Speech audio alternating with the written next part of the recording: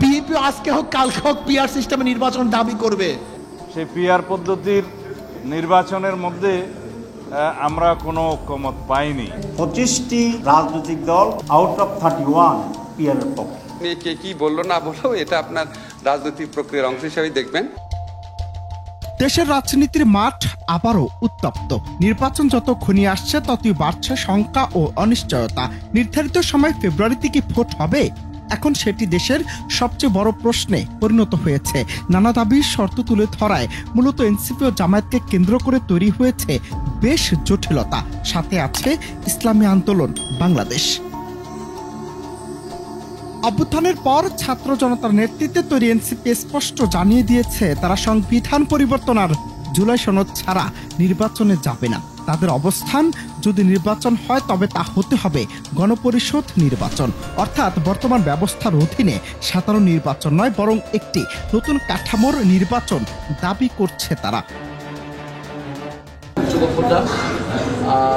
ভোটের অনুপাতে হতে হবে, পিআর অনুসারে হতে হবে, এটা আসনের অনুসারে হওয়া যাবে না। উচ্চপক্ষ আমাদের ক্ষমতার ভারসাম্য এবং জবাবদিহিতার জন্য অত্যন্ত গুরুত্বপূর্ণ, সে বিষয়ে এখনো পর্যন্ত আসেনি। অন্যদিকে জামাতও তাদের দাবি নিয়ে অনড়। তারা আনছে আনুপাতিক প্রতিনিধিত্ব বা পিআর পদ্ধতির কথা। এর পাশাপাশি 5 দফা কর্মসূচির ঘোষণা করে রাজপথে নামার হুঁশিয়ারি দিয়েছে সংগঠনটি। রাজনৈতিক পর্যবেক্ষকদের মতে এতে মাঠের উত্তাপ আরো বাড়বে। বিষয়টি এমন, এবার মুখোমুখি হতে যাচ্ছে জামায়াত বিএনপি। 25টি রাজনৈতিক দল আউট অফ 31 পিআর এর পক্ষে। এবং আমি সেটা আপনাদের ইতিমধ্যে বলেছি যে কোয়ালিটি এবং কোয়ান্টিটির ব্যাপারে আমাদের পার্থক্য আছে। কিছু দল পূর্ণ 2 পক্ষে চায়, কিছু দল আপাত পক্ষে চায়, কিন্তু পিআর চায়। আমি আবার রিপিট করলাম।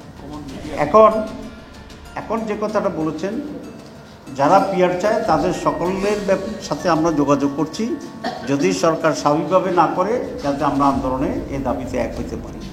অন্যদিকে বিএনপি দিয়েছে ফেব্রুয়ারিতে নির্বাচনের আলটিমেটাম। দলের স্থায়ী কমিটির সদস্য সালাউদ্দিন আহমেদ সম্প্রতি সংবাদ মাধ্যম বিবিসি বাংলাকে দিয়ে এক সাক্ষাৎকারে বলেছেন, মাঠের রাজনীতির জবাব মাঠেই দেয়া হবে, অর্থাৎ বিএনপির সরাসরি আন্দোলন ও কর্মসূচির মাধ্যমে জবাব দিতে প্রস্তুত তারা। এছাড়াও বিভিন্ন সময়ে পিআর পদ্ধতি নিয়ে কথা বলেন তিনি। আজকে একটি দলের ব্যানারে জনসভা হয়েছে সোহরাওয়ার্দী উদ্যানে, হ্যাঁ তাই তো। তাদের দাবি অনুসারে সংস্কার এবং বিচার তো চলমান প্রক্রিয়া চলবে। সংস্কারও হবে, বিচারও হবে, চলমান প্রক্রিয়া।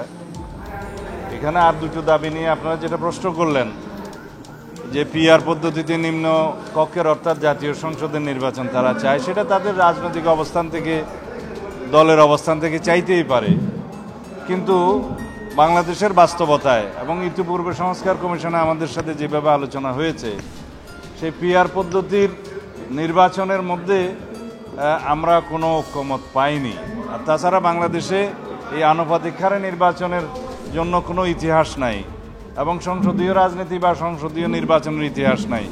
বাংলাদেশের রাজনৈতিক কালচারে সেটা একটা নতুন আইডিয়া, যার জন্য অনেক রকমের পরীক্ষা নিরীক্ষা পৃথিবীর বহু দেশে হয়েছে, সেটা কখনো দেখেছি আমরা আমাদের এই দেশের জন্য প্রযোজ্য নয়, এবং যেখানে যেখানে প্রযোজ্য আছে সেখানে অনেক জটিল অবস্থা। সব মিলিয়ে আবারও রাজপথে উত্তেজনা ছড়িয়ে পড়ছে।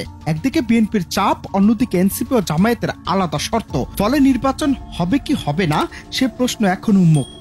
আগামী দিনগুলোতে রাজনৈতিক সমঝোতা না হলে রাজনীতি আরো অচল অবস্থার দিকে যাবে বলে মনে করছে বিশ্লেষকরা।